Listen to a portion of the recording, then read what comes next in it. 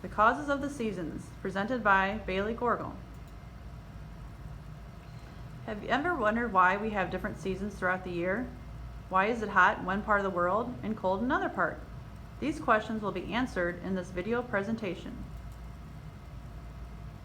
Most people are familiar with the seasons we experience throughout our yearly calendar. We start teaching our adolescents at an early age all about them, and we have seasons that we like and seasons that we dislike. Our first one is winter, in which some of you might build a snowman. Then we have spring, in which we see flowers starting to bloom. Summer, where we enjoy our hot, warm sunshine. And fall, in which we see the leaves start to turn and fall from the trees. Which season is your favorite?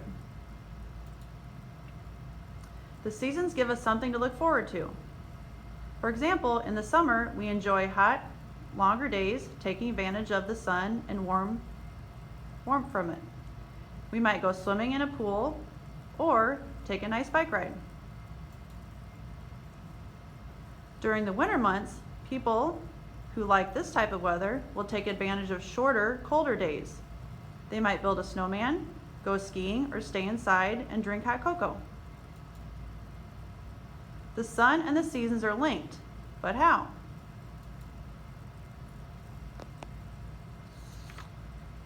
The sun is important. It is the center of the solar system. It accounts for 99.86% of the mass in the solar system.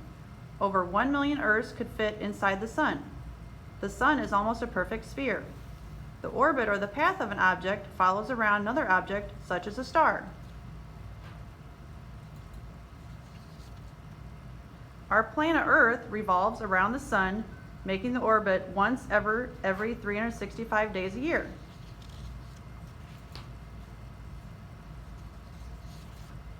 We have to remember that when this is happening, the Earth is on its axis. It is not up and down. It is tilted, and it is the invisible line in which it spins on. Put together the Earth's tilt on its axis and the orbit it makes around the sun, and you get the yearly pattern we call seasons. Again, here are the 4 seasons: spring, summer, fall, and winter. Let's see how we get these seasons. Since the Earth is tilted for part of the year, one of the hemispheres, which is half of the Earth, is leaning toward the sun, and the other parts of the year it is leaning away. Let's follow the northern hemisphere once around the sun to see how it works. In June, the northern hemisphere is tilted toward the sun. This means that it is getting a lot of sunlight and it is hot. Light is hitting it straight on. For those of you that have ever sat underneath a bulb, it gets fairly hot. This could be sitting by a lamp or laying out in the sun in June, and this is what is happening in the northern hemisphere.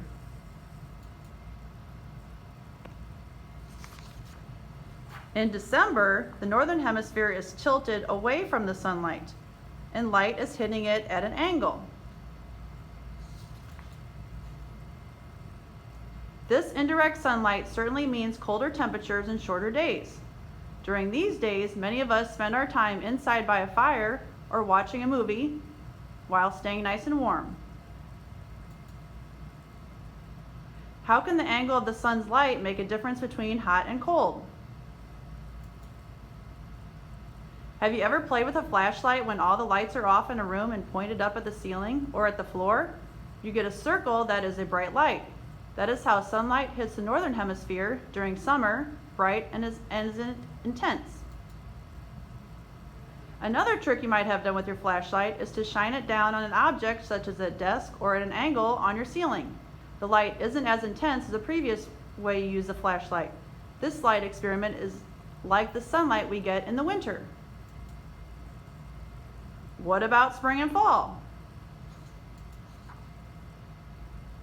During these 2 seasons, the Earth's orbit caused the northern hemisphere to neither be tilted toward the sun nor away from it. So temperatures in the spring and fall are more moderate, not too hot and not too cold, since the entire globe is getting about the same amount of direct sunlight at once. Next, I would like to add an extra point in my presentation. I have an aunt who lives in Wagga Wagga, Australia. It is a beautiful country, but their seasons and our seasons are reversed. I have traveled there a couple times.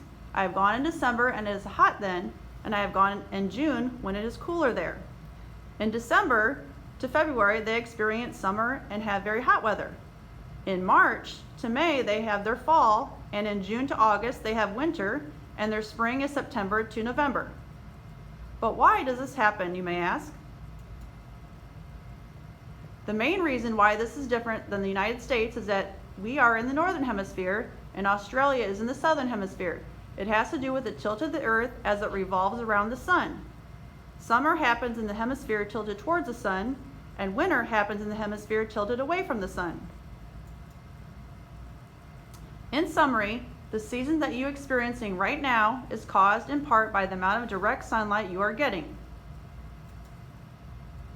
The seasons are caused by the Earth's tilt on its axis as it moves around the sun in its orbit. When one hemisphere gets more direct sunlight, it is summer there. Warmer temperatures, longer days, and shorter nights. When it gets more indirect sunlight, it is winter there. Cooler temperatures, shorter days, and longer nights. Now you know what causes summer, spring, fall, and winter. Thank you.